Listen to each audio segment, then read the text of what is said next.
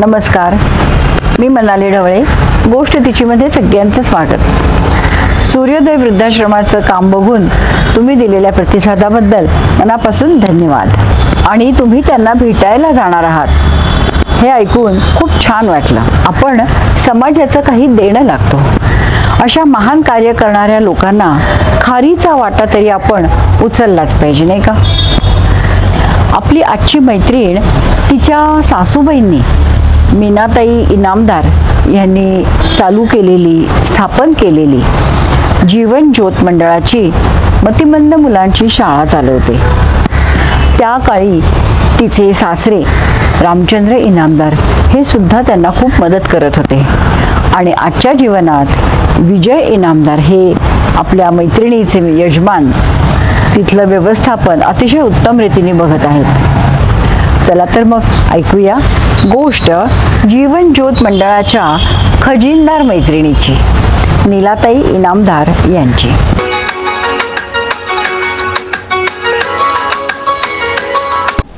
नमस्कार, गोष्ट तिचीमध्ये सगळ्यांचं स्वागत. आज आपल्याकडे आल्या आहेत नीलाताई इनामदार. नीलाताई, तुमचं गोष्ट तिचीमध्ये खूप खूप स्वागत. नमस्कार. आणि आपण आज त्यांच्याकडनं गोष्ट ऐकणार आहोत.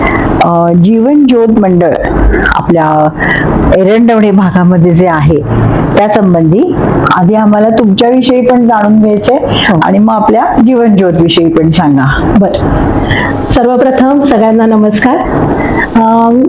माझ्या सासूबाई ज्यांनी ही जीवन ज्योत संस्था सुरू केली त्या मीना रामचंद्र इनामदार यांना आता जाऊन 1च महिना झालाय. त्यांचं 1 महिन्यापूर्वी निधन झालं. तर प्रथम मी त्यांना वंदन करते आणि मग आपण सुरू करतोय.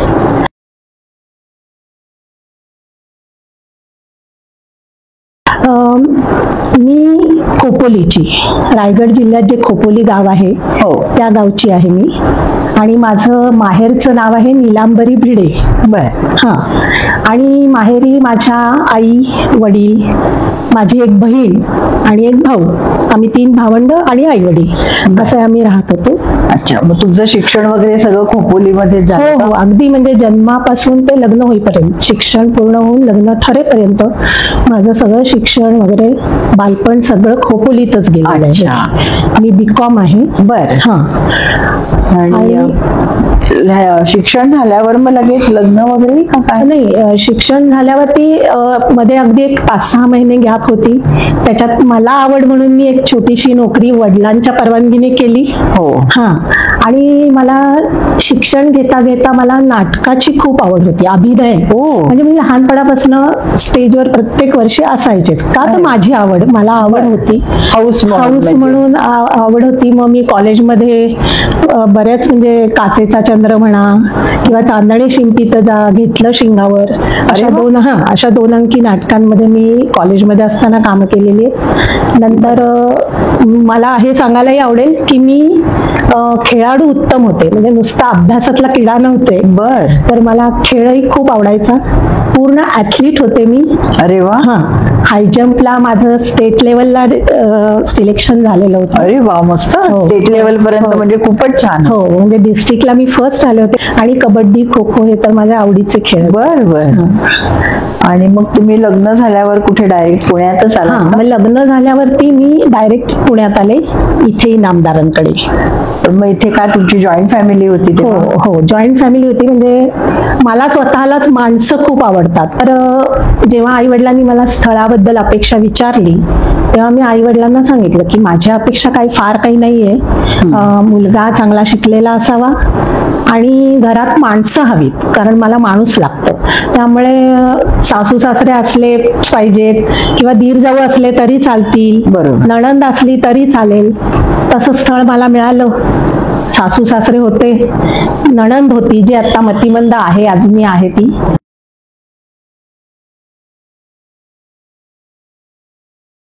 आणि आम्ही दोघं असं ते कुटुंब आमचं जॉईंट फॅमिली होती. लग्नानंतर मग तुम्ही गृहिणी होतात का काही केलं? तर लग्नानंतर काय झालं, 1 वर्षभरातच मला मूल झालं. त्यामुळे मग नोकरी करण्याची इच्छा थोडीशी होती, पण प्रेफरन्स हा जास्त माझ्या फॅमिलीसाठी, माझ्या मुलांसाठी, संसारासाठी हा माझा जास्त करिअर करायचं असंच नव्हतं माझं, की आपली मुलं व्यवस्थित वाढली पाहिजेत, आपला संसार व्यवस्थित झाला पाहिजे. मग आमच्या दोघांच्या मध्ये आम्ही चर्चा केली. मग असं आमचं दोघांचं एकमेकांच्या सहमतीने ठरलं की मी नोकरी नाही करायची, मी गृहिणी पद स्वीकारायचं आणि मिस्टरांनी अगदी विदाऊट टेन्शन नोकरी करायची, की आपल्या मुलांजवळ आहे कोणीतरी, घरातली आई आहे त्यांच्याजवळ, त्यांना काही पाळणाघरात ठेवायचं नव्हतं त्यांना. त्यामुळे आणि हे मत स्वीकारताना मला त्रास झाला नाही, कारण माझं पण तेच मत बरोबर जास्त होतं, त्याला प्रेफरन्स जास्त होता. त्यामुळे ते स्वीकारायला मला त्रास झाला किंवा माझ्यावर मत लादलं गेलं असं काहीच झालं नाही. छान, दोघांच्या अंडरस्टँडिंग सेम होतं, त्यामुळे छान झालं. त्यामुळे काहीच असं वाटलं नाही की काय आपण काहीच करत नाही, घरात बसून राहिलोय, असं काहीच नाही. आणि खरं सांगायचं तर घरात बसून भरपूर असतं, त्यात मुलांचं संगोपन खरोखर छान होतं. मग आता तुम्ही या जीवन ज्योतकडे कशा काय वळलात? जीवन ज्योतकडे वळण्याचं असं झालं की माझी मुलं जशी मोठी झाली. मुलं काय करतात तुमची? मला मोठा मुलगा आहे आणि धाकटी मुलगी आहे, 2 मुलं आहेत मला. अच्छा. तर मुलगा आहे IT मध्ये, त्याने BE केलं, मग त्याने MBA केलं आणि मग MTech केलं. आता तो US मध्ये त्याच्या फॅमिली बरोबर असतो, बायको आणि त्याला बायको मुलगी असे ते 3 जण तिथे राहतात. आणि मुलगी, जावई आणि तिचा मुलगा असं हे 3 बँगलोरला असतात. मुलगी ग्राफिक डिझायनर आहे. म्हणजे एक बँगलोरला आहे आणि मुलगा US मध्ये आहे. त्यामुळे तसं एका दृष्टीने तुम्ही दोघं आता इथे फुल फ्लेश फ्री आहोत आणि छानपैकी संस्थेकडे त्यामुळे लक्ष देऊ शकतो व्यवस्थित. म्हणजे जी सासू सासऱ्यांची इच्छा होती की आपल्यासारखंच आत्मीयतेने पाहणारी आपली घरातली माणसं असली तर छान होईल पुढे संस्थेची गरज. त्यामुळे त्या दोघांच्या पश्चात आज एवढं छान तुमचं चालू आहे. तसं मग तुम्हाला मगाशीच मी सांगितलं की मी नाटकात वगैरे काम करायचे. ते माझं फुल 30 वर्ष तरी स्टॉप झालं होतं, कारण मी गृहिणी होते.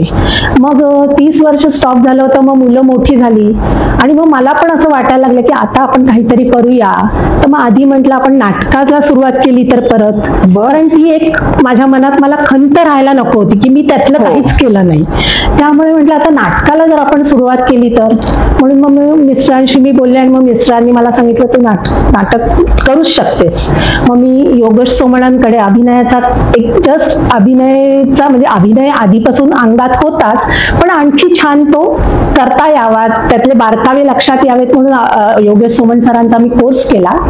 आणि नंतर मग मी त्यांच्याकडे एकांकिका केली, 2 अंकी नाटक केलं. असं करत करत करत मग थोड्या दिवसांनी असं वाटायला लागलं की आपण आता नोकरी पण करायला हरकत नाही. मिस्टर म्हणाले चालेल नोकरी केली तरी. मग कारण मुलं तर आता कॉलेजमध्ये गेलेली होती, लास्ट इयरला होती. मग म्हटलं की ठीक आहे. मग सासूबाईंना पण मी सांगितलं मी नोकरी करते. मग एके ठिकाणी इंटरव्ह्यूला गेले तर त्यांनी मला लगेच सांगितलं उद्यापासून तुम्ही जॉईन होऊ शकता. अरे वा. तर मग मी घरी आले. मला तर आनंदच झाला होता, कारण त्यामुळे मग त्या म्हणाल्या की मग तू असं का नाही करत की उद्यापासून तू दुसरीकडे जाणार आहेस, आपल्या संस्थेत तर आपल्याला गरजच आहे, तर मग तू आपल्याच संस्थेत का नाही काम करत. तर मी म्हंटल की चालेल, मग मला ऑफिस वर्क करायला मिळणार असेल तर मला आवडेल, माझ्या आवडीचं काम आहे. बरोबर. मग मी अशा प्रकारे 2010 साली मी आमच्या संस्थेत पूर्ण अकाउंट्सचं काम पाहायला लागले. बरोबर. पण मला मध्ये एक विचारायचं तर ही नाटकात तू मध्ये जे काम करायला लागणार तर ते सोडून म्हणजे तेव्हा काय अशी फार नाटकं केली गेली नाहीत का? केली मी त्या नाटकांमध्ये मग योगेश सोमणांकडे कामं केली, नंतर कलाद्वयी संस्थेत काम केलं, भरतनाट्य मंदिरची नाटकं केली, नंतर संजय डोळे सरांकडे मी काम केलं. त्यांच्याकडे मला विनोदाचं टायमिंग कसं असतं, ते कसं साधायचं असतं हे शिकायला मिळालं. कोणत्या नाटकांमध्ये केलं साधारण? मी योगेश सोमण सरांच्या स्त्री सुक्त मध्ये काम केलं. ईश्वर साक्ष म्हणून एक दीर्घांक होता, त्याच्यात काम केलं.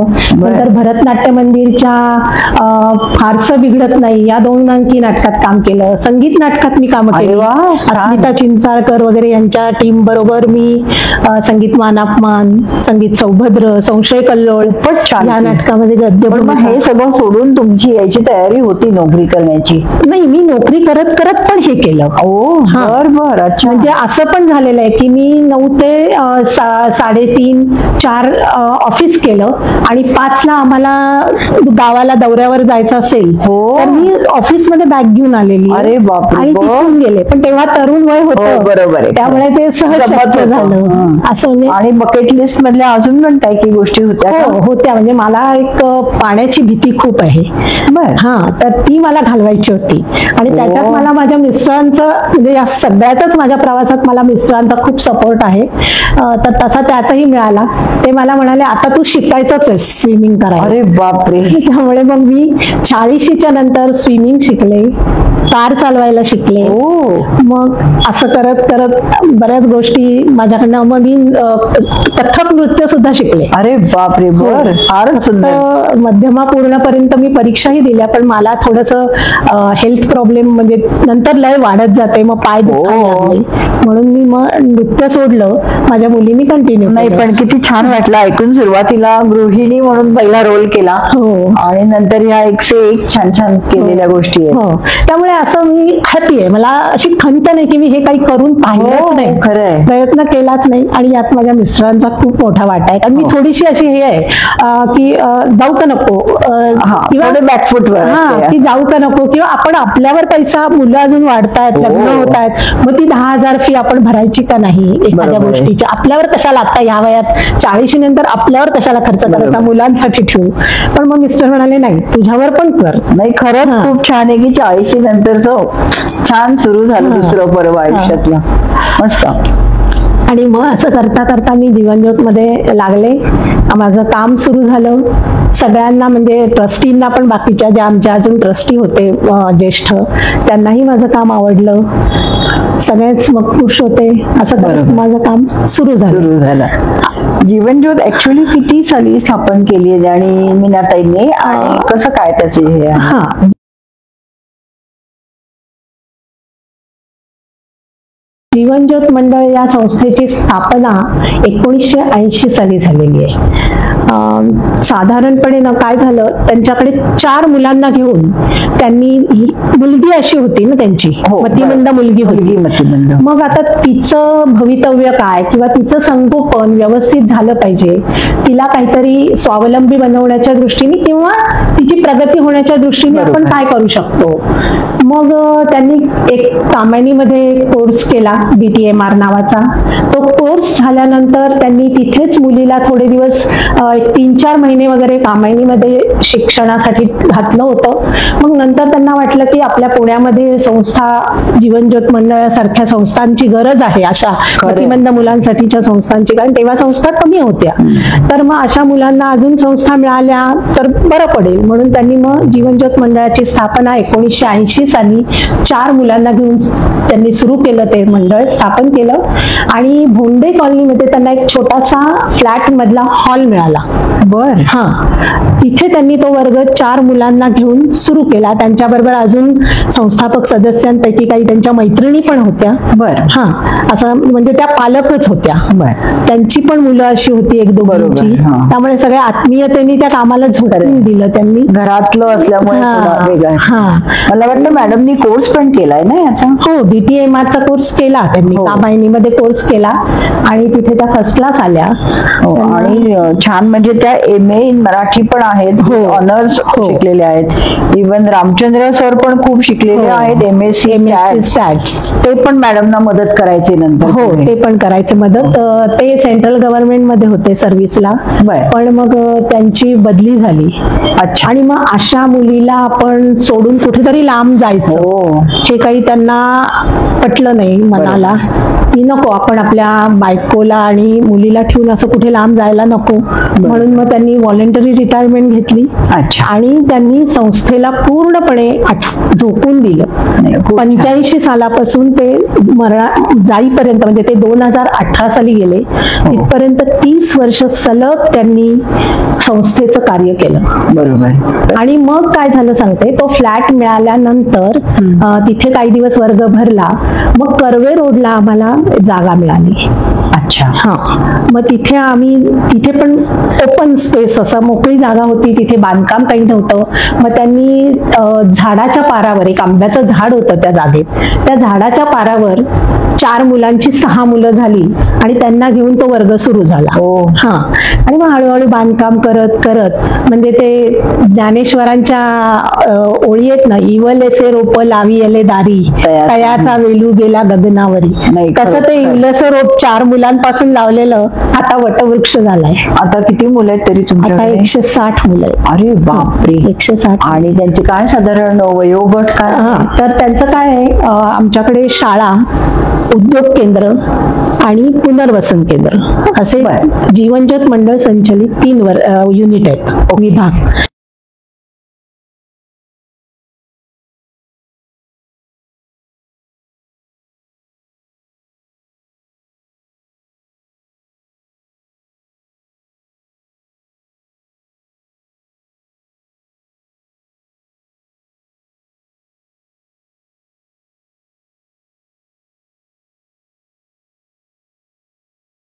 शाळेचा गट आहे तो 6 ते 18 वर्ष. बर. हा, वर्कशॉप जो विभाग आहे म्हणजे उद्योग केंद्र, तो 18 ते 45 वर्ष. बर. आणि पुनर्वसन केंद्र जे 45च्या पुढच्या मुलांचं आहे. अच्छा. हा, मग ती मुलं जितकी ऍक्टिव्ह असतील, जितकी त्यांना यायचंय तितके ते येत राहतात. बर. असा तो वर्ग आहे. आणि मग शाळेत किती वयापर्यंत साधारण आहे तुमच्याकडे? आमच्याकडे 60, मागच्याच वर्षी तो मुलगा एक जण होता, तो म्हणजे आजारी हेल्थ प्रॉब्लेमनी गेला, तसे 60-65 पर्यंत मुलं आमच्याकडे होती, आहेत. म्हणजे आता सुद्धा 55 वगैरे वर्षाची सुद्धा मुलं त्या. एकंदर या शाळेचं टायमिंग काय असतं? शाळेचं टायमिंग म्हणजे आमचं 10:30 पासून मुलं यायला सुरुवात होते. ती शेवटची सगळी मुलं जी जातात, शेवटचं जे मूल जातं म्हणजे शाळा रिकामी होते, ते साधारणपणे 3:45 ते 4च्या सुमाराला जातात. बर. मुलं घरी. आणि मग त्यांना यायला जायला काय सोय? यायला जायला आहे, आमची मोठी बस आहे. पहिले 36 सीटर बस होती, आता आम्ही इतक्यातच, म्हणजे एक साधारण मागच्या वर्षी मला वाटतं आम्ही 46 सीटर बस घेतलेली आहे. आणि त्याला आम्हाला दीपक नाथानी म्हणून आहेत, त्यांची खूप चांगली मदत झाली. त्यांनी आम्हाला 10 लाख रुपये बससाठी देणगी दिली. अरे बापरे. मग त्याच्यात आम्ही पैसे थोडे घालून अशी ती आम्ही 36 सीटरची 46 सीटर बस घेतली. बर. पण मग आता ही 160 मुलं पालक पण काही जण सोडतात का? हो. पहिली ट्रिप आमची 10:30ला जाते, ती धनकवडी मार्गे आहे. आणि मग ती 10:30 नाही, 9:15ला जाते, 10:30ला शाळेत येते. पहिली ट्रिप मुलं 10:30ला शाळेत येतात. आणि मग दुसरी ट्रिप जी ह्याला आहे पौड मार्गे, बर, हा, ती 12ला शाळेत येते. अच्छा. बर. आणि मग पहिल्या ट्रिपची जी मुलं येतात ती 2 वाजता निघतात घरी जायला, आणि दुसऱ्या ट्रिपची मुलं 3:45 वाजता घरी जायला निघतात. बर. आणि आपली जशी मुलं आपण रिक्षेनी किंवा आपण स्वतः जाऊन शाळेत सोडतो, असे पालक सुद्धा शाळेत सोडणारे आहेत मुलांना. किंवा काही मुलं जे आहेत की ज्यांना बऱ्यापैकी कळतं, अशा पालकांना त्यांच्या ओळखीचे खात्रीवाले रिक्षेवाले, कारण ती काळजी घ्यावी लागते. हा, तर ते खात्रीवाले रिक्षेवाले जे खात्रीचे असतील असे रिक्षेवाले आहेत, 1-2 ते सोडतात, ते घेऊन जातात. बरं. असं आहे आमच्याकडे. आणि मग ते लोक डबा वगैरे घेऊन येतात त्यांचा? हो, ते डबा घेऊन येतात. आणि देणगीदार असे आहेत, काही देणगीदार म्हणण्यापेक्षा असं कोणाला वाढदिवसानिमित्त किंवा कुणाच्या स्मरणार्थ असा खाऊ द्यायचा असेल, तर मग आम्ही काय करतो, आमचं किचन आहे आहे. बर. त्या किचन मध्ये आम्ही ताजं म्हणजे कोणी उपमा, कोणी पोहे, साबुदाणा खिचडी, तांदूळ मुगाच्या डाळीची खिचडी, असे पदार्थ ते सांगतील ते आम्ही अगदी नॉमिनल चार्जेस मध्ये एवढ्या म्हणजे जी मुलं हजर असतील त्या सर्व मुलांना आम्ही फ्रेश बनवून गरम गरम मधल्या सुट्टीत वाढतो. बर बर. आणि तुमच्या ज्या ह्या शाळा, कार्यशाळा आणि अशा आहेत, मग तिथला स्टाफ हा तुमचाच असतो का ते गव्हर्नमेंट कडनं आलेले लोक? शाळा आणि उद्योग केंद्र याला अनुदान आहे. अच्छा. पण मंडळाचा जो स्टाफ आहे तो मानधनावर आहे. अच्छा. बर. त्यांना मानधन आहे. बर बर. आणि हे शाळा वगैरे शिकवतात ज्यांना, तर त्यांना काय शिकवतात? अंकगणित किंवा काय असतं? शाळेची मुलं कशी आहेत? 6 ते 18 असा गट आहे शाळेचा. का तर त्यातली काही मुलांना काहीच म्हणजे जास्त कळत नाही, काहींना बऱ्यापैकी कळतं, काहींना मध्यम कळतं. मग त्यांच्या त्यांच्या कुवतीप्रमाणे कोणाला एखादं सोपं गणित म्हणा, कुणाला गाणं, कुणाला ड्रॉइंग. अच्छा. असं. किंवा आज तारीख कुठली आहे बाबा, तर आज ही तारीख आहे. मग आज आपण काय करायचंय, दात कसे घासायचे, हे म्हणजे व्यवहार ज्ञान पण शिकवलं जातं. रस्ता ओलांडताना कशी काळजी घ्यायची, म्हणजे हे तिन्ही विभागाला आलं. कारण ती मतिमंद मुलांची संस्था आहे. आमच्या इथे फक्त मतिमंद मुलं आहेत. तर मग ह्या तिन्ही विभागाला आम्हाला व्यवहार ज्ञान पण शिकवावं लागतं. की रस्ता ओलांडताना एकाच बाजूला गाडी बघून चालणार नाही, तर आपल्याला इकडनं पण गाडी येणारी बघायला पाहिजे आणि तिकडून पण येणारी. तर गाडी बघायची, कसं ओलांडायचा रस्ता, अगदीच एकट्याने वेळ पडली ओलांडायची तर एखादा असतो असा की त्याला बऱ्यापैकी कळतं, तो ओलांडू शकतो रस्ता. अच्छा. तर मग त्याला ते शिकवायचं. किंवा ब्रशनी दात कसे घासायचे असतात, चुळा कसं का भरायच्या जेवल्यावर, बर, असं पण आम्ही शिकवतो. हे सगळं शाळेतल्या उद्योग केंद्राला आणि पुनर्वसन केंद्राला तिन्ही विभागांना हे आलं व्यवहार ज्ञान. आणि शाळेला मी म्हटलं तसं आता सांगितलं तसं ड्रॉइंग वगैरे तर आहेच आहे, गाणी आहेत, बडबड गीतं आहेत. मध्येच आम्ही थोडंसं त्यांना चेंज म्हणून खेळ घेतो, स्पोर्ट्स असतात. मग स्पोर्ट्स मध्ये सुद्धा आपल्या नॉर्मल मुलांसारखे 400 मीटर धावणं वगैरे असं काही नसतं. तर धावत जायचं 25 मीटर, 50 मीटर. मग पलीकडे रुमाल ठेवलेला असतो, तो रुमाल उचलून आणायचा. अगदी हलके फुलके. किंवा बटाटे मांडायचे ट्रॅक मध्ये 3, 1, 2, 3 बटाटे मांडायचे. 3 बटाटे धावत जाऊन गोळा करा आणि पळत पळत परत या. जो पहिला येईल त्याचा नंबर, पहिला नंबर, त्याला बक्षीस देतो. बक्षीस आपण सगळ्यांनाच, नंबर काढावेच लागतात स्पर्धा आहे म्हटल्यावर. पार्टिसिपेशनचं म्हणून त्या मुलांना सगळ्यांनाच आपण बक्षीस देतो. आणि उद्योग केंद्रामध्ये आम्ही वेगवेगळे उद्योग देतो. म्हणजे ड्रोन बनवणं, नंतर उदबत्त्या बनवणं, नंतर आपली मेडिकलसाठी जी होमिओपॅथीचे जे डॉक्टर असतात त्यांना त्या छोट्या पांढऱ्या गोळ्या किंवा ज्या बारीक गोळ्या असतात त्यांच्या ते देण्यासाठी छोटी पेपरची पाकिटं वापरतात. बरोबर. तर त्या पाकिटाचं आम्ही कटिंग आणतो, आम्हाला कटिंग मिळतं. मग ते चिकटवायला आम्ही मुलांना शिकवतो. मग ती मुलं अगदी छान उत्तम प्रकारे ते चिकटवू शकतात. नंतर आपले भाजीवाले, फळवाले यांना वर्तमानपत्राच्या बॅगा लागतात. बरोबर. त्या बॅगा बनवायला शिकवतो. आमच्याकडे मेणबत्त्या अतिशय सुंदर प्रकारे केल्या जातात. मग त्या मेणबत्त्या आम्ही मुलांना मुलं मेण गरम असलं ना तरी शिक्षकांच्या मार्गदर्शनाखाली अतिशय उत्तमरित्या, सगळी नाही पण काही मुलं उत्तमरित्या त्या साच्यात मेण ओतू शकतो. म्हणजे ज्यांना ते झेपतंय त्यांना ते काम द्यायचं. आणि शिक्षक लक्ष ठेवतात कारण ते गरम असतं मेण. बरोबर आहे ना. त्यामुळे मेण ओतायला शिकवतो. नंतर आमचा किचन विभाग आहे. तर तिथे आमची 12 महिने चकली, शंकरपाळी, मग शंकरपाळीमध्ये खारी शंकरपाळी, गोड शंकरपाळी, मैद्याची पण, कणकेची पण. अरे वा. बेसन लाडू, दाण्याच्या कुटाचे लाडू, शेव, चिवडा, असे विविध पदार्थ आम्ही बनवतो. हे ऑर्डर प्रमाणे तुम्ही बनवून देता का? हो, हे ऑर्डर प्रमाणे फ्रेश बनवून देतो. आणि आम्ही कमीत कमी अर्धा किलोची ऑर्डर सुद्धा घेतो. असं काही नाही की आम्हाला बल्क मध्ये 2 किलो पाहिजे, 5 किलो ऑर्डर पाहिजे.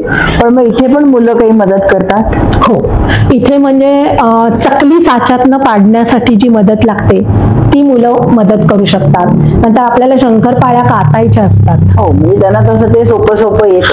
त्यांना फक्त गॅस शेजारी पाठवायचं नाही, खाली बसून त्या आणि कॅप घालून म्हणजे केस पडू नये बरं. याची आम्ही काळजी घेतो. हात पाय धुवून यायला सांगतो ते करायच्या आधी. अच्छा. स्वच्छ हातपाय धुवून या रे. ते आता मुलांना अंगीवळणी पडलंय, रोज सांगायला लागत नाही की हे काम करायचंय म्हटल्यावर आपल्याला हात धुवायला जायचं येतात.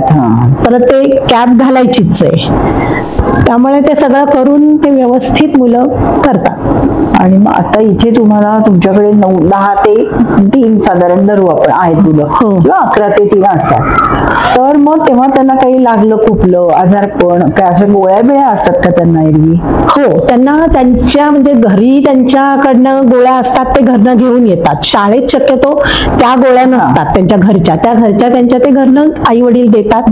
एखाद्या मुलाला अशा असलीच गोळी की दुपारी द्या बाबा जेवणानंतर, तर ते आम्ही पालकांकडनं लिहून घेतो की ही गोळी आमच्या मुलाला द्यायची आहे. कारण त्याला काही पुढेच मागे त्रास झाला तर मग ते लेखी पाहिजे आम्हाला पालकांकडनं. पण आपल्या संस्थेतर्फे त्यांचा काही मेडिकल चेकअप वगैरे होतं? संस्थेतर्फे मेडिकल चेकअप होतं.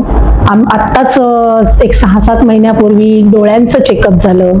दात तपासले गेले मुलांचे. असं वेगवेगळं चेकअप होतं. स्किनचे डॉक्टर येतात, ते तपासतात. आता सध्या सुद्धा आठवड्यातनं मला वाटतं 2दा एक डॉक्टर येत आहेत आणि त्यांना त्या मुलांना ज्या पालकांना त्या मुलांना दाखवायचंय त्यांना त्या पालकांना त्या अपॉइंटमेंट देतात. ते पालक येतात, मुलांना दाखवतात आणि औषधं घेऊन जातात. असं आहे. नंतर आमच्याकडे म्युझिक थेरपी आहे. अरे वा, मस्त मुलं अगदी एन्जॉय करतात. काय म्युझिक थेरपी? 2 तज्ञ शिक्षिका आम्ही बोलावतो, त्यासाठी बोलावलेल्या आहेत. त्या आठवड्यातनं 2दा येतात. 1 तास, पूर्ण 1 तास, 12 ते 1. अतिशय मुलं एन्जॉय करतात आणि त्या घेतातही खूप छान. दोघी जणी अतिशय सुंदर घेतात त्या. छान. म्युझिक म्हणतातच सगळ्यावर औषध, पण ही मुलं पण रमत असतील. खूप छान रमतात. कधी मनात नव्हतं आलं म्युझिक थेरपी. त्यामुळे काय झालं मुलांचं कसं, आणि ते त्यांचं सेशन कसं असतो, म्युझिक ती गाणी बडबड गीतं किंवा बालगीतं आपली झाली, त्या मुलांना शोभतील अशीच गाणी ते घेतात. ती झाली की मग ते छानसं असं एक म्युझिक नुसतं लावतात आणि मुलांना सांगतात डोळे मिटून बसायचं. आणि ते कुठलं वाद्य आहे ते तुम्हाला कळतंय का बघा. बासरी आहे का तबला आहे का अजून काय आहे. मुलं ओळखतात. तर ती सुद्धा मुलांना आता ऐकून काही मुलं आता 1-2 जी बऱ्यापैकी कळणारी आहेत ती सांगतात, मॅडम तबला ऐकला, मॅडम बासरी ऐकली. असं म्हणजे आणि डोळे मिटून शांत एक 5 मिनिटं बसायचं आणि ते म्युझिक ऐकायचं. शेवटी छान आहे. कल्पनाच मस्त आहे. छान असतं ते. आणि तुमच्याकडे साधारण मला वाटतं डिसेंबर महिन्यामध्ये मतिमंद मुलांचा दिवस असतो 8 डिसेंबर. त्या दरम्यान पण काहीतरी एक छान कार्यक्रम असतो. बरोबर आहे, तुम्ही म्हणताय ते. 8 डिसेंबर हा जागतिक मतिमंद दिन आहे. त्या निमित्ताने आम्ही डिसेंबर महिन्यामध्ये आमच्याकडे 3 दिवस स्पर्धा असतात. म्हणजे क्रीडा स्पर्धा असतात आणि नृत्य स्पर्धा असतात. तर फक्त मतिमंदांसाठी असतात. आणि पुण्यामध्ये जेवढ्या मतिमंद मुलांच्या संस्था आहेत त्यांना आम्ही आमंत्रित केलेलं असतं. ते त्यांच्या वेळा म्हणजे आमच्या जे वेळापत्रक असतं ते त्यांना गेलेलं असतं की कुठल्या दिवशी कोणत्या स्पर्धा आहेत. त्याप्रमाणे ते मुलं आणि शिक्षक घेऊन येतात. साधारणपणे 3 दिवस असतात. पहिले 2 दिवस क्रीडा स्पर्धा असतात, तिसऱ्या दिवशी नृत्य स्पर्धा असतात. आणि मग त्या दिवशी मुलांना आम्ही डबा आणू नको असंच सांगतो. डबा आणू नका आणि पूर्ण पोटभरीचा खाऊ. सगळी मुलं साधारणपणे दिवसाला आमच्याकडे 300 ते 350 मुलं असतात. अरे बापरे. म्हणजे 1000च्या वर आकडा सुद्धा जातो काही वेळेस 3 दिवसाचा. ह्या सगळ्यांना 3ही दिवस पोटभर खाऊ दिला जातो. जेवण म्हणजे 2 पराठे म्हणा, जिलबी, मसाले भात, केळं असं. पण हे नृत्य स्पर्धा म्हणजे मग नाचायला आपण शिकवतो त्यांना डान्स? आमच्याकडे तर नृत्य शिकवलं जातच. म्हणजे आपलं गॅदरिंग वगैरे असतं तेव्हा आपण शाळांमध्ये शिकवतोच. पण ह्या वेगवेगळ्या संस्था जेव्हा येतात तेव्हा त्यांची ते नृत्य घेऊन येतात ना स्पर्धेसाठी. छान. मग आम्ही पण त्यात उतरलेलो असतो. असं मग ते नृत्याशी मुलं, आणि या मुलांना ना नृत्य, गायन, वादन म्हणजे काही काही मुलांना उपजत ते ज्ञान असतं. अच्छा. म्हणजे आता मी माझ्याच नंदेचं तुम्हाला सांगते, तिला तुम्ही जर वाद्य वाजवताना ढोल ताशा पथकाचं जे वाद्य असतं हो. तो ढोल ती छान वाजवू शकते. बर. हा, ढोलाचा ठेका. आणि तिला जर असं मध्येच आपण त्या वाद्याच्या इथे सोडलं तर ती तो ठेका बरोबर पकडते. बर. म्हणजे ते तिला उपजत ज्ञान आहे ते. काही मुलींना कथक करण्याचं ज्ञान इतकं सुंदर असतं, म्हणजे ते शिकलेल्या असतात थोड्याफार, पण ते छान करू शकतात. लावणी करतात या मुली मस्त पैकी. हो, सुंदर करतात. म्हणजे त्यांना ते उपजत, म्हणजे देवानी इकडे तर इकडे असं सगळं छान त्यांना, म्हणजे कुठल्या ना कुठल्या ह्याच्यात. हे कार्यक्रम बघायला आमच्यासारख्यांना अलाउड असतं का? हो, प्रेक्षक कधीही येऊ शकतात. आमचे गॅदरिंग आवडेल, कारण एवढं करतात हे कौतुक वाटते की नृत्य वगैरे म्हणजे खूपच. गॅदरिंग इतकं सुंदर असतं की बघितल्याशिवाय कल्पनाच येणार नाही प्रेक्षकांना की ही मुलं अशी आहेत. एवढं छान सादर करतात. इतकी सुंदर मुलं करतात की आपली नॉर्मल मुलं पण इतकी करणार नाहीत. काही इतकी सुंदर ही मुलं करतात. आणि आता हा जो वयोगट ऐकला मी आता तुमच्याकडे 6 ते 60 साधारण आपण धरलं, तर ह्याच्यामध्ये काही तरुण जे असतात, म्हणजे आपल्या दृष्टीने 20-25ची 30ची मुलं, त्यांच्यात काही भांडणं किंवा मारामाऱ्या असं काही होतं का?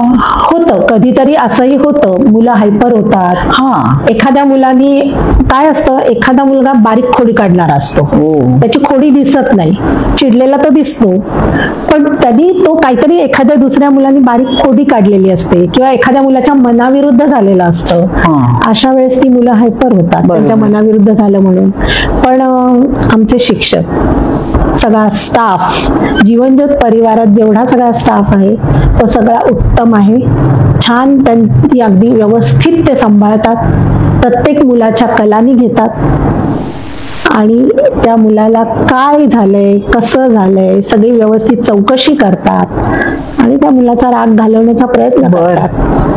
स्टाफ पण तुमचा जुना आहे का? बराच स्टाफ जुना आहे, काही नवीनही आहे. अच्छा.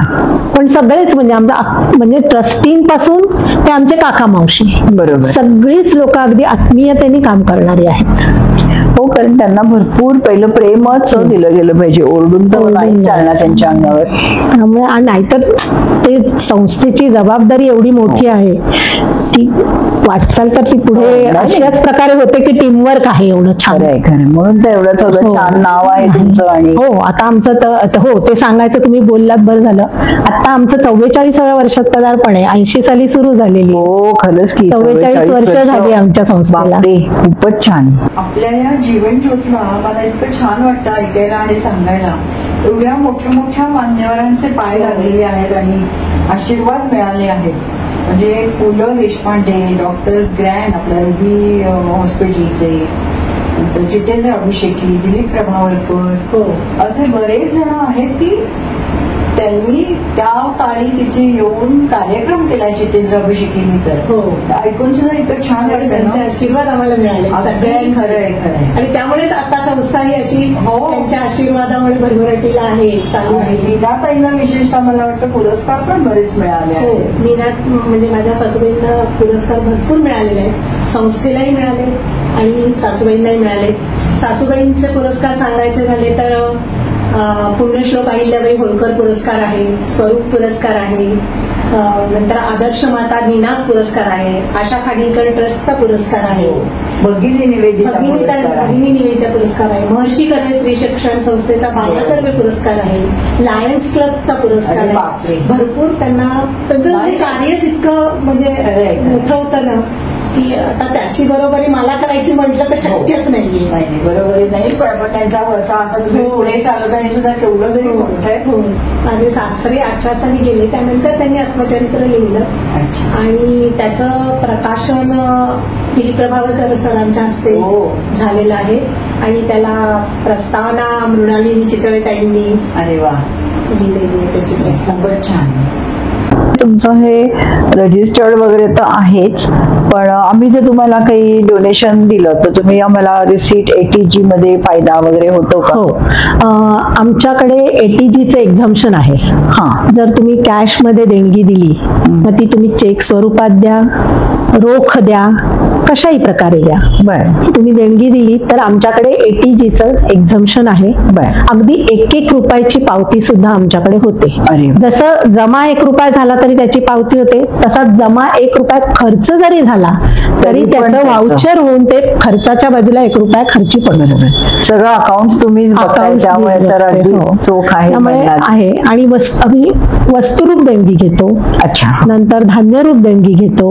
बर. म्हणजे काही वेळेस असं होतं ना की काहींना असं वाटतं की आम्हाला आता उदाहरणार्थ आपला पितृपक्ष हो, शिधा शिधा द्यायचा आहे, किंवा काही निमित्ताने त्यांना फक्त धान्य, कोणी तुला केलेली असते त्यांना धान्यच द्यायचं बरोबर. असतं. मग अशा वेळेस आम्ही धान्यरूप पण देणगी घेतो, वस्तुरूप पण घेतो. फक्त वस्तूंमध्ये आम्ही असं सांगतो शक्यतो की आम्हाला विचारा आधी की आम्हाला काय गरज आहे, म्हणजे तुम्ही दिलेल्या वस्तू पडून राहणार ना नको, एवढाच उद्देश. की आम्हाला ज्या बरोबर, जे हवंय ते तुमच्या दिलं तर- बजेट प्रमाणे आम्हाला जे हवंय ते तुम्ही द्या, बरोबर. असं आम्ही सांगतो. आणि तुमच्याकडे CSR ऍक्टिव्हिटीज वगैरे बाबतीत काय आहे? हो, काय झालं, माझे मिस्टर साधारणपणे माझे सासरे 2018 साली गेले. त्यानंतर माझ्या मिस्टरांनी संस्थेत यायला सुरुवात केली. कारण माझ्या सासऱ्यांनाही काळजी वाटत होती की आता पुढे या संस्थेला त्यांनी म्हणजे कसं काय करायचं. मग सासऱ्यांनी माझ्या मिस्टरांशी बोलले, सासरे ते माझे मिस्टर म्हणाले तुम्ही काही काळजी करू नका, मी आहे. आम्ही तर आधीपासून 2010 पासून मी जातच होते तिथे. मग मिस्टर माझे वेगवेगळ्या कंपन्यांमध्ये आधी काम केलेलं आहे, त्यामुळे तिथल्या ह्याचा फायदा त्यांना झाला. त्यामुळे ती CSR ऍक्टिव्हिटीच्या देणग्या त्यांनी भरपूर आणल्या. त्यामुळे आमच्या संस्थेत सोलर सिस्टीम CSR मधनं आली, सोलर. नंतर CCTV कॅमेरे बसले आमच्या इथे. नंतर शैक्षणिक साहित्य ते सुद्धा CSR मधनं आलं. बरोबर. असा भरपूर कायापालट आमच्या संस्थेचा मिस्टर आल्यानंतर त्यांनी आणखी त्यांच्या ज्ञानाचा तिथे फायदा करून घेतला. तिथे त्यांना अनुभव जे होते त्याचा त्यांनी. नंतर आमच्याकडे ऑनलाईन देणगीची फॅसिलिटी नव्हती. अच्छा. ती माझ्या मिस्टरांनी सुरू केली. कारण काय झालं, कोरोना आला. हो. कोरोनामध्ये काय होतं ह्या मुलांचं? कोरोनामध्ये ह्या मुलांना काय झालं, ही मुलं आधी जेव्हा डिक्लेअर झाला तेव्हा तर शाळा वगैरे बंदच होत्या. बरोबर. त्यामुळे ही मुलं घरीच होती. मग नंतर थोडंसं ऑनलाईन शिक्षण देण्याचा ह्या मुलांनाही प्रयत्न झाला, शिक्षकांनी केला. ऑनलाईन शिक्षण दिलं.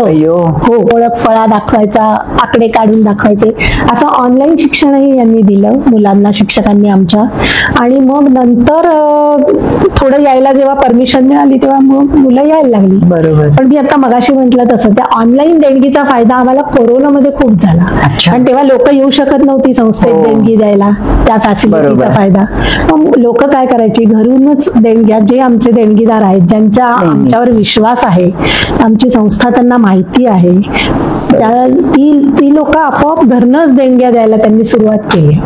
ऑनलाईनची फॅसिलिटी आम्ही सुरू केल्या. बरोबर. त्यामुळे तो एक आम्हाला फायदा झाला. कारण आपण सगळं सोंग आणू शकतो. हो, नाही, पण पैशाचं सोंग नाही. आणि एवढी मोठी ह्या मुलांना जे दिवसभर येतात त्यांना काय फी आहेत किंवा शाळेच्या? आमच्याकडे फी नाही. काय सांगता? हो, नाही. हे सगळं मुलांसाठी फ्री आहे. फ्री आहे. शाळा, उद्योग केंद्राला फी नाही. अरे वा. फी नाही. 1 रुपया फी आम्ही घेत नाही. खूपच मोठं कार्य आहे. म्हणजे बापरे, खरंच फी नाही. कमाल आहात. आणि मला तुम्हाला सांगायला आवडेल, वसतिगृह आमचं आहे. हो. तर ते मुलींचं, पुण्यामधलं मतिमंद मुलींसाठीचं पहिलं वसतिगृह जीवनज्योत मंडळाने. अरे वा. मुलींसाठीचं पहिलं आहे का आपलं मतिमंद मुलींसाठी? पहिलं वसतिगृह आहे. ते कुठे आहे? ते वनाजला उजवी भुसारी कॉलनीच्या समोर इंदिरा शंकर नगर वगैरे नगरी आहे, तिथे ते आहे. ओके. हा, तिथे आम्ही आमच्या 2 बिल्डिंग्स आहेत. एक मुलांची बिल्डिंग आहे, मुलींची बिल्डिंग आहे. मध्ये डायनिंग हॉल कॉमन आहे. बरोबर. हा. हो, नाही सेपरेट आहे बिल्डिंग असतील तर अजून हा, चांगलं. नाही. आता ह्या वसतिगृहात जी मुलं आहेत हा. त्यांना मग पालक वगैरे येऊन भेटतात का? चालतं का तसं? हो, म्हणजे पालक वगैरे मधनं येऊन भेटायला आमची परवानगी असते. पण ते कसं आमच्या परवानगीने त्यांनी येऊन भेटायचं. आधी आम्हाला फोन करायचा की आम्ही आज असं असं जाऊ का भेटायला. आणि आई वडीलच, म्हणजे नातेवाईकांपैकी कोणी आत्या, मामा, काका, कारण तिथे ते पालक म्हणून त्यांचं आमच्याकडे रेकॉर्डवर आहे. बरोबर. असं कोणी येऊन त्यांना भेटायला आम्ही परमिशन देत नाही. एक गोष्ट. दुसरी गोष्ट, आम्ही पालकांना सांगतो की दिवाळीला म्हणा, सणांना, समारंभांना जेव्हा जेव्हा तुम्हाला शक्य आहे तेव्हा तेव्हा तुम्ही त्या मुलांना अगदी 4 दिवस तरी का असेना, बरं 4 दिवस नाही 2 दिवस का असेना, पण तुम्ही त्यांना घेऊन जा, त्यांना तुमचं प्रेम द्या, तुमच्या बरोबर त्यांना राहू देत, त्यांना घर मिळू देत. खरी कारण त्यांची इच्छा असते. कारण काय होतं, 1-2 पालक मुलंच गेली की बाकीच्या मुलांना वाटतं अरे आपल्याला नाही नेलं आपल्या आई वडिलांनी. खरंय. त्यांना ते मनातून वाईट वाटत असतं. बरोबर आहे. तर असं होऊ शकतं ना की दिवाळीत 1-3-4 मुलं गेले, मोठ्या सणांना तरी 2 तुम्ही दिवस घेऊन न्या. जा, खरंय. असा आमचा आग्रह असतो. बरोबर आहे. पालकांना की तुम्ही घेऊन जा त्यांना. बरोबर. त्यांना तो आनंद मिळू दे आणि तुम्हालाही मिळेलच. आपण हो, खरंय. आणि मग आपल्या ह्या इथल्या शाळेमध्ये, कार्यशाळेमध्ये पण पालकांना वगैरे भेटायला बोलवता का? हो, आमची पालक सभा असते साधारणपणे 2 महिन्यातनं एकदा. कधी महिन्यात गरज पडेल तसं आम्ही पालकांना भेटायला बोलावतो. कोणाचे काही मुलांचे प्रॉब्लेम असले तर त्यांना ते सांगतो. बरोबर. पुन्हा आमचे पॅनलवरचे डॉक्टर आहेत दोन्हीकडे. आमचं मेडिकल चेकअप असतं. वसतिगृहात दर 2 महिन्यांनी आमचं मेडिकल चेकअप असतं. बरं. मग तिथे काही एखाद्या मुलाला प्रॉब्लेम असला, काही आजार असला, त्याला वेगळ्या ट्रीटमेंटची गरज असली तर मग आम्ही त्या पालकांना सेम संस्थेत पण एखाद्या मुलाला असं वाटलं की ह्याला वेगळ्या ट्रीटमेंटची गरज आहे, कारण शिक्षकांच्या पण हे लक्षात येतं की हा मुलगा असा वागतोय, बाबा याला काहीतरी वेगळं काहीतरी त्रास होतोय. मग अशा वेळी आम्ही पालकांना बोलावतो, त्यांना सांगतो की हा मुलगा असं हे करतोय, तर तुम्ही तुमच्या चांगल्या डॉक्टरांना दाखवा. त्याचं जरा वर्तन वेगळं झालेलं आहे, त्याला काही त्रास होत असेल, पोटात दुखत असेल किंवा वरचे वर छातीत दुखत असेल, डोकं दुखत असेल तर ते आम्ही सांगतो. नाही आता, आणि आपण बघतो की ह्या रोजच्या जीवनात पण म्हणजे रोजची जी मुलं मुली असतात शाळांमध्ये जाणारी, त्यात पण बसेसमध्ये एक लेडीज असतात. हो, तसं आपल्याकडे पण असतं का? हो, आम्ही बस त्याशिवाय सोडतच नाही. महिला कर्मचारी दोन्ही ट्रिपला जाताना आणि येताना महिला सुरक्षेची काळजी, आम्ही मुलींच्या सुरक्षिततेची काळजी आम्ही अतिशय म्हणजे घेतोच, त्याला पर्यायच नाही. त्याशिवाय बस हलणारच नाही. महिला कर्मचारी दोन्ही वेळेस जाता येता गाडीत असणारच पाहिजे.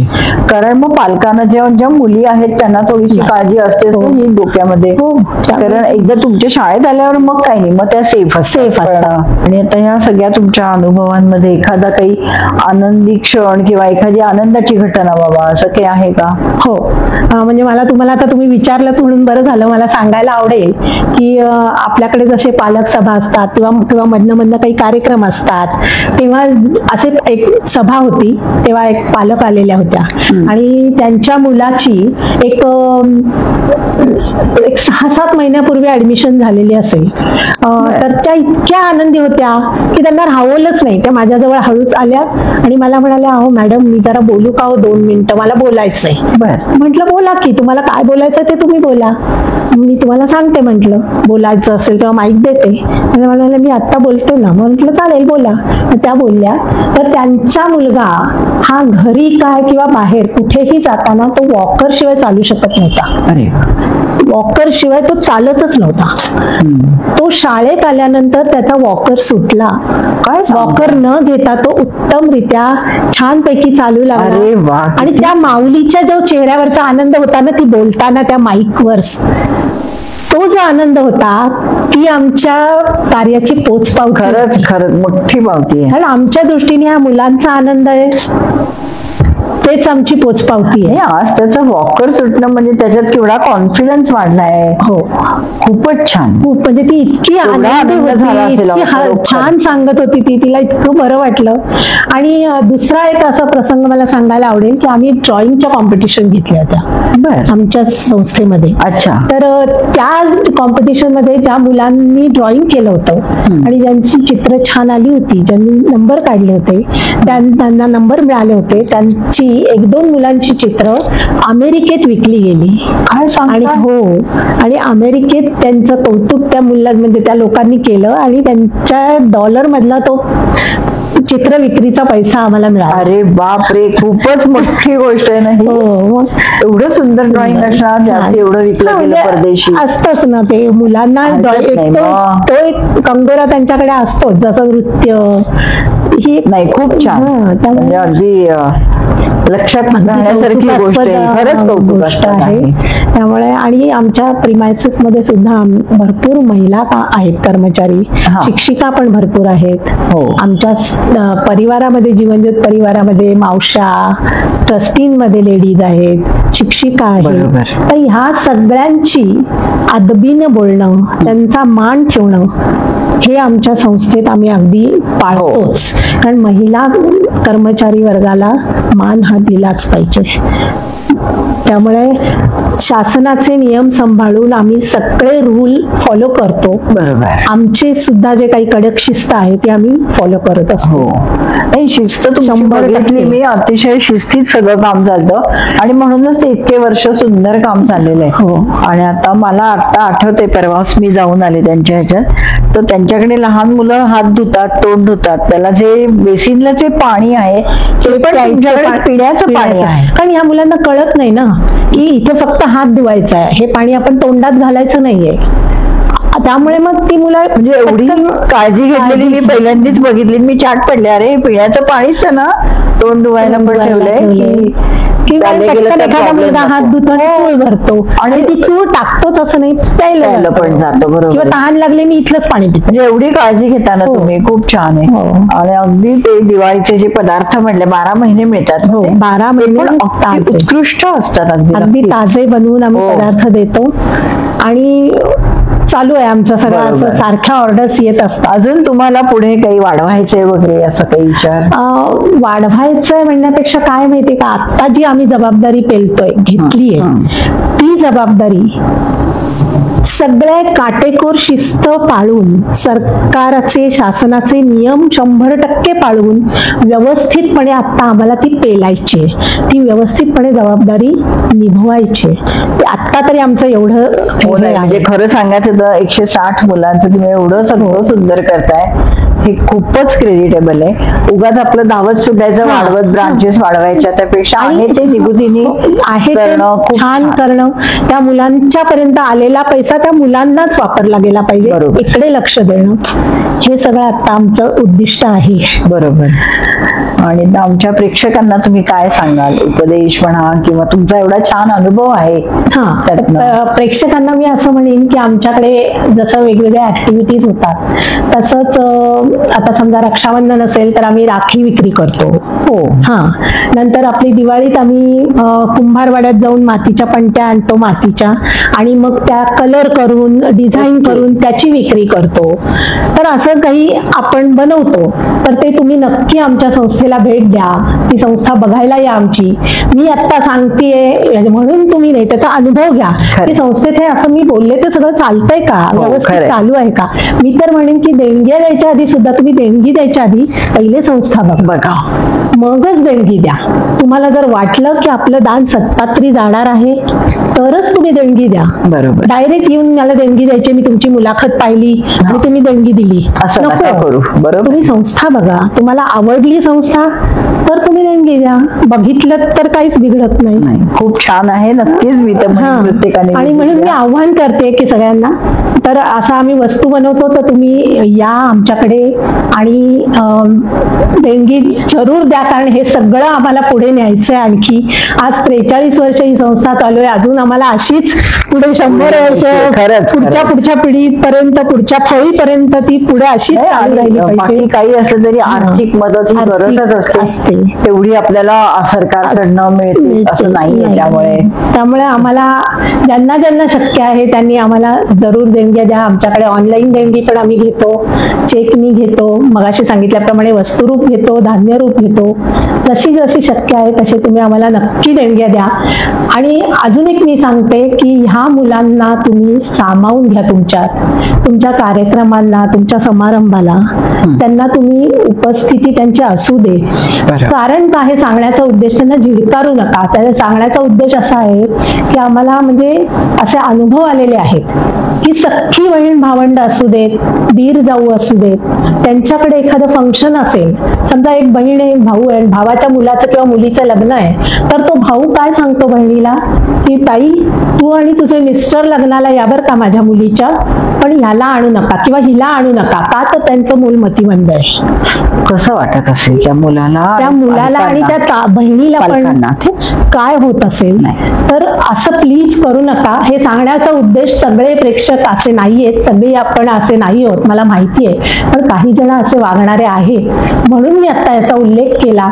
तर तुम्ही त्यांना आनंद द्या. बघा तुम्ही इतके समाधानी व्हाल त्यांचा आनंद पाहून की त्याचा अनुभव तुम्ही प्रत्यक्ष घ्या. खरंय.